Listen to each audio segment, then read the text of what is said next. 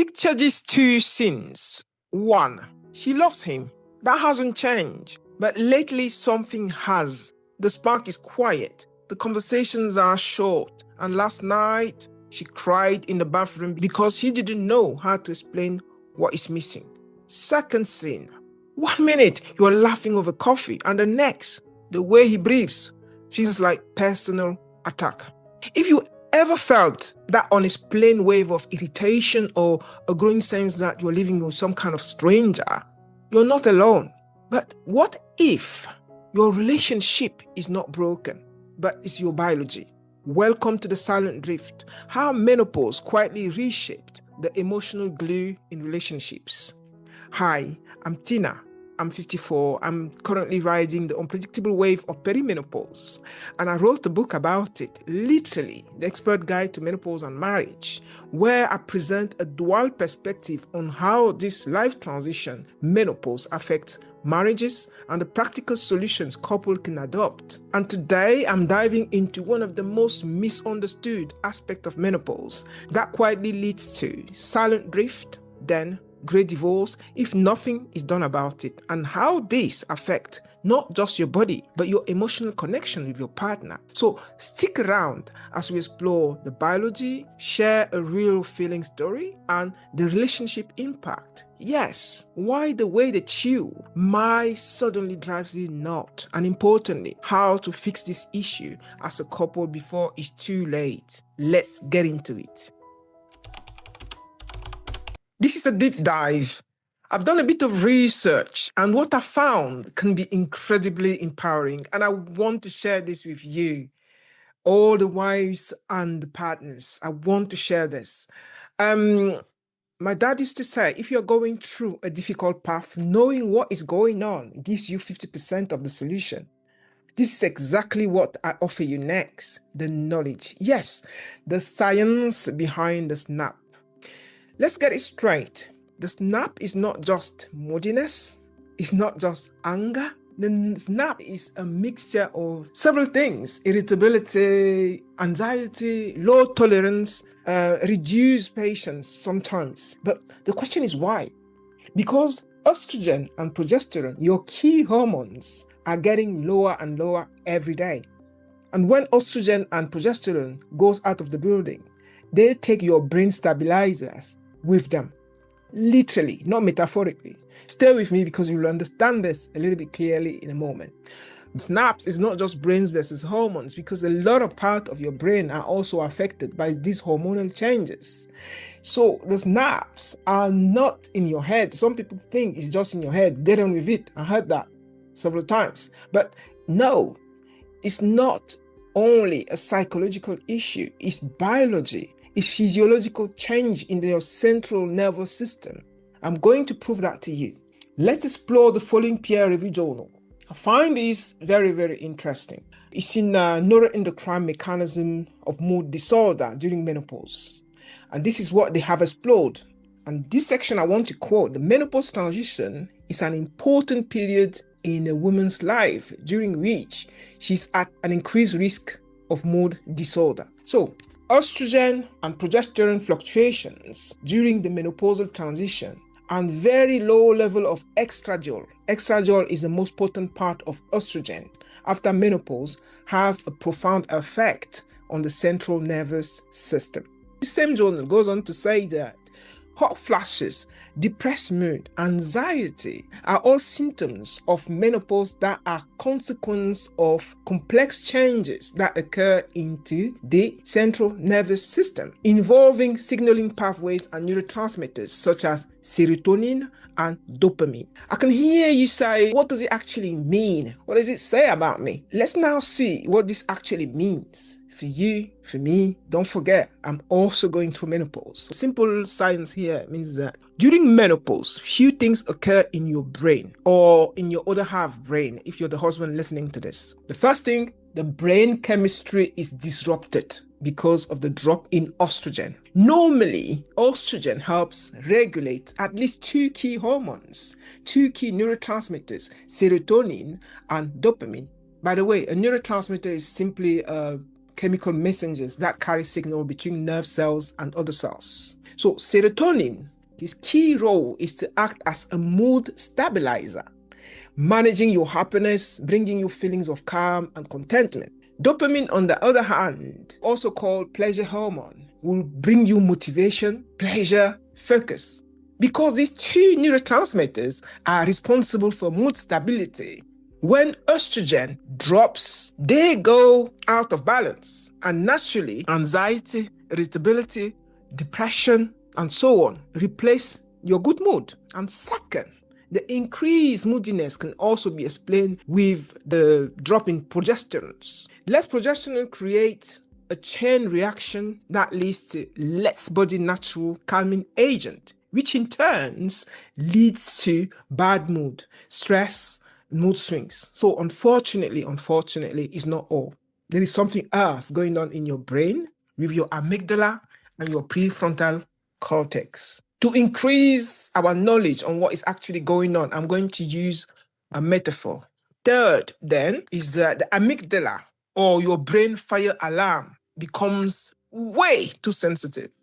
Normally, the role of the amygdala is to detect threat and shout, danger, something's wrong, every time you feel scared, sad, or mad.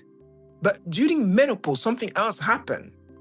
The amygdala starts screaming at everything, at anything, even the things that are not really threatening, such as your partner's socks, your partner breathing, or the way they drink coffee. That's why you snap. But wait, in the meantime, the prefrontal cortex that I call the brain-wise owl, that should have been there to calm the game because it has a calming effect, gets very sleepy. And that too is bad because its job is actually helping the amygdala think before acting and say something like, but wait a minute, calm down. It's just a sock. The house isn't on fire. This obviously helps you stay calm and think clearly. But unfortunately, your prefrontal cortex, or the wise owl, is sleeping and have a hard time hearing what amygdala, the alarm, is saying during menopause due to low level of estrogen. The result? A mood swing. You feel an explosion of big feelings all at once. This is why you might go from very happy and super mad in just 1 second. Why? Because your brain calm down button is simply broken for a moment. Stay with me there because this next point is a part most couples never talk about and it's not their fault. I will call this the compound effect, or some people say the double whammy effect. By that I mean that the sudden uncharacteristic anger you see in your partner or you see in yourself is often intensified by so many other factors. The journal article I mentioned earlier has also put together this graph showing that many factors may interact during menopause transition to create a situation of increased risk of mood disorder. They have identified 10 factors. But what we discussed so far is the neuroendocrine changes that you can see at the top. In other words, the drop in estrogen and progesterone and their different implications. Let's not look at them all, but just a few. The one I'm thinking of is socioeconomic factors. What that means is that if you worry too much about money, about work, about safety all the time, you are not helping your mood nor that of your spouse. Family history and genetic predisposition also suggests that if there is a history of depression in your family, this may be a signal that your brain struggles more to stay stable when hormone fluctuates. The third one I want to look into is the change in sex life and partner relationship. And this creates a cycle where physical discomfort leads to emotional distance or silent drift. Or if nothing is done about this, it can be a serious threat to your marriage or your relationship. And you may end up adding to the statistic of rare divorce. But hopefully not, because I really want your relationship to work at its best. Fourth, something that I want to mention as well is that when you have physical symptoms due to perimenopause, that further increase the stress and anxiety hence feeding into your mood disorder. Let's just sum up this part. So, all the above is a cocktail for mood swing, irritability, anxiety. Wives, I hope you better understand yourself now. Husbands, I hope you have a better understanding of your wife's snap. Conclusion? Sometimes it's not your marriage falling apart. It's just estrogen and progesterone leaving the group chat. Imagine living with all of this happening in your brain, inside your brain. Your fire alarm is screaming, your calm down system is off, your patience is gone and long gone, and the person standing closest to you, your partner, has no idea what has just changed. That's when couples don't fight, they drift away. That's exactly what happened to Sarah and John. Don't go anywhere because we are going to learn a lot from their story. A quick question. Have you ever felt like your reaction didn't match the moment? Let me know in the comment what was your snap moment. I have a massive favor to ask you. If this video helps you make sense of what is happening in your household, please hit the like button, subscribe, and share it. Share the video to a friend. This may help reach more women and couples navigating this too. Sarah and John were married for 22 years. They were the envy of the community, their friend, with date nights, inside jokes, the works. And in short, they were the gold standard couple. But when Sarah hit 48, something happened. The drift started. It wasn't a blowout fight. It was a slow fade. Sarah felt raw. Deep conversation felt exhausting. So she pulled away.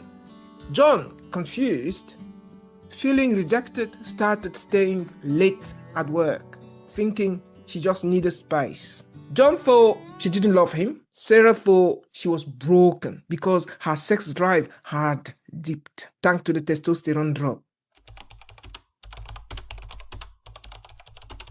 So, is the silent drift inevitable? What do you think? My answer is no.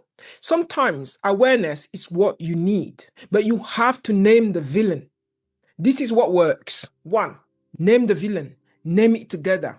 Don't just say, I'm fine, when you know clearly that you're not. You can say something like, my hormones are hijacking my brain today and I need a little grace. Because labeling the shift lowers the shame. Also, by saying the word menopause together, it becomes less taboo and create more room for compassion. 2, renegotiate closeness. Update what intimacy looks like now that menopause and perimenopause has come into the game. You need to have new rituals, new rhythms. If your sex life now feels like a chore, prioritize non-sexual intimacy. Long walk, for example, foot massages. You can go for dancing together, you can listen to music, or just sit down without your phone. Sometimes you don't have to do anything. You just need to enjoy silence. In my book, The Expert Guide to Menopause and Marriage, I have a full section on intimacy with practical solutions for couples. But that is for another video. 3rd, bring reinforcements. Whether it's HRT or hormone replacement therapy, by the way, or specialized counseling, or just more sleep. Don't overlook this. 4th, the power surge rule. Sarah and John saved their marriage with humor. And this is something I'm very fond of. Having a sense of humor can be refreshing for both of you. Indeed, using humor is one of the best ways to lower the stress temperature in any relationship. Yes, it turns the tension into team spirit. And that is how couples stop the drift. Instead of hot flashes, Sarah and John call it power surges. It turned a frustration into an inside joke. So, laugh about this, but be kind with each other though. So hot flashes can become power surges or internal microwave, like I call it. Night sweat can be human sleep and slide. Brain fog can be loading screen. Mood swing can be emotional weather alert. Heart palpitation can become the internal drum solo. You see, you could just choose whatever you want, whatever works for you, whatever works for your couple, and adopt it. It becomes your humor, something you laugh about. You could choose and embrace what I call the safe word strategy as well. As a couple, choose or suggest to your partner a word or a safe word for when things get tense. For instance, your partner can say estrogen and you can say, oh, she's out of the office. It breaks the tension with a laugh instead of a fight. Humor won't fix the problem for sure, but it can help you feel human. I'm going to show you now something that I've designed with the help of AI. I've called it a menopause comedy menu. It's quite funny. Or on the menu, we have something like the hot flash stir fry, mood swing meatballs. For beverages, you have estrogen on rocks or sparkling water for my inner volcano. You can stop this video and take a snapshot, or you could do the same. I really think using humor is a good way to go. What can we say in conclusion? If you're in the middle of the drift right now, hear me out. You're not crazy. You're not cold. Most importantly, you're not alone. This phase is a transition, not a destination. Let the drift be the signal to reconnect, not an excuse to let go. If you're still here, you're also going to like this video showing somewhere in your screen because it's part of the same video series.